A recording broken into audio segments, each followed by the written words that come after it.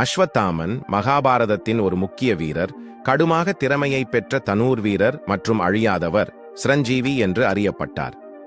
மகாபாரத போரில் அவர் பயன்படுத்திய முக்கிய ஆயுதங்களில் ஒன்று நாராயண அஸ்திரம். இது மிக சக்தி வாய்ந்தது. ஆனால் அஸ்வத்தாமனுக்கு இந்த ஆயுதத்தை பயன்படுத்த முடியவில்லை, ஏனெனில் இது ஒழுங்காக தெய்வீக அனுமதியுடன் மட்டுமே செயல்படும். அஸ்வத்தாமன் பிரம்மாஸ்திரத்தை பயன்படுத்தியதும் அது பாண்டவர்களை குறிவைத்திருந்தது. ஆனால் கிருஷ்ணரின் தலையாய கலக்கத்தால் அது முழுமையான தாக்கத்தை ஏற்படுத்த முடியவில்லை. அஸ்வத்தாமன் திறமையான போர் வீரராக இருந்தாலும் அவரது மனநிலை மற்றும் தீவிர கோபம் ஆயுதங்களை சரியான முறையில் பயன்படுத்துவதில் தடையாக இருந்தது.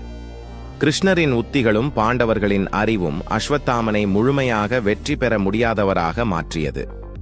அஸ்வத்தாமனுக்கு பாசுபதாஸ்திரம் அல்லது அதற்கான சரியான உத்தி இருந்தால் அவர் பாண்டவர்களை முழுவதுமாக அழித்திருக்கலாம்.